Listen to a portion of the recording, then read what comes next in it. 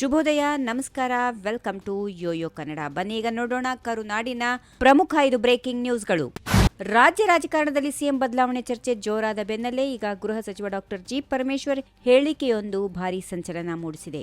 ದಲಿತ CM ರೇಸ್ನಲ್ಲಿ ಮುಂಚೂಣಿಯಲ್ಲಿರುವ ಪರಮೇಶ್ವರ್ ಅವರು ದಿಢೀರಂತ ರಾಜೀನಾಮೆಯ ಸುಳಿವು ಕೊಟ್ಟಿದ್ದಾರೆ. ಇನ್ನೇನು ಪರಮೇಶ್ವರ್ ಅವರಿಗೆ ಸಿಎಂ ಸ್ಥಾನ ಸಿಗಲಿದೆ ಎಂಬ ಬೆಳವಣಿಗೆ ನಡುವೆಯೇ ರಾಜೀನಾಮೆ ಬಗ್ಗೆ ಮಾತಾಡಿ ಚರ್ಚೆಗೆ ಗ್ರಾಸವಾಗಿದ್ದಾರೆ. ತುಮಕೂರಿನಲ್ಲಿ ಇಂದು ಕಾರ್ಯಕರ್ತರನ್ನ ಉದ್ದೇಶಿಸಿ ಮಾತನಾಡಿದ ಗೃಹ ಸಚಿವ ಡಾಕ್ಟರ್ ಜಿ. ಪರಮೇಶ್ವರ್ ಅವರು, ನೀವೆಲ್ಲ ಸೇರಿ ದೊಡ್ಡ ಮನಸ್ಸು ಮಾಡಿ ನನ್ನ ರಾಜೀನಾಮೆ ಕೇಳಿದ್ರೆ ಕೊಡೋಕೆ ರೆಡಿ ಇದ್ದೇನೆ ಎಂದು ಹೇಳುವ ಮೂಲಕ ಕಾರ್ಯಕರ್ತರಿಗೆ ಬಿಗ್ ಶಾಕ್ ನೀಡಿದ್ದಾರೆ.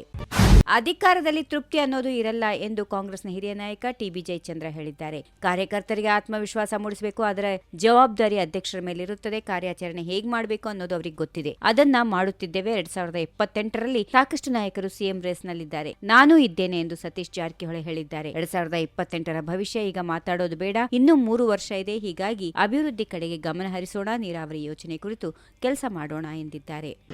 ಕೆಪಿಸಿಸಿ ಅಧ್ಯಕ್ಷರ ಬಳಿ ಬದಲಾವಣೆ ವಿಚಾರಕ್ಕೆ ಸಂಬಂಧಪಟ್ಟಂತೆ ನಾನು ಆಕಾಂಕ್ಷಿ ಅಲ್ಲ, ಆದರೆ ಸಮಯ ಬಂದಾಗ ನೋಡೋಣ ಎಂದು ಲೋಕೋಪಯೋಗಿ ಇಲಾಖೆ ಸಚಿವ ಸತೀಶ್ ಜಾರಕಿಹೊಳಿ ತಿಳಿಸಿದ್ದಾರೆ. ಕೆಪಿಸಿಸಿ ಅಧ್ಯಕ್ಷರ ಬದಲಾವಣೆ ಸಮಯ ಬಂದಾಗ ಹೈಕಮಾಂಡ್ ತೀರ್ಮಾನ ಮಾಡುತ್ತದೆ. ಖರ್ಗೆ ಅವರು ಹೇಳಿದ ಮೇಲೆ ಸಮಯ ತೆಗೆದುಕೊಳ್ಳಬಹುದು, ತಕ್ಷಣ ಬದಲಾವಣೆ ಆಗೋದಿಲ್ಲ, ಸಮಯ ತೆಗೆದುಕೊಳ್ಳಬಹುದು ಎಂದು ಹೇಳಿದರು.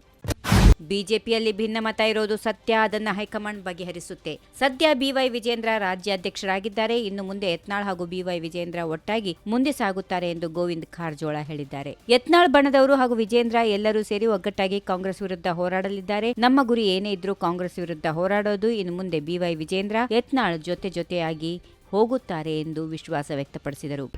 ಸಿಎಂ ಸಿದ್ದರಾಮಯ್ಯನವರೇ ಉತ್ತರ ಕೊಡಬೇಕಿದೆ. ಸಿಎಂ ರಾಜ್ಯ ಸುಭಿಕ್ಷವಾಗಿದೆ ಎನ್ನುವ ಭ್ರಮೆಯಲ್ಲಿ ಇದ್ದಾರೆ.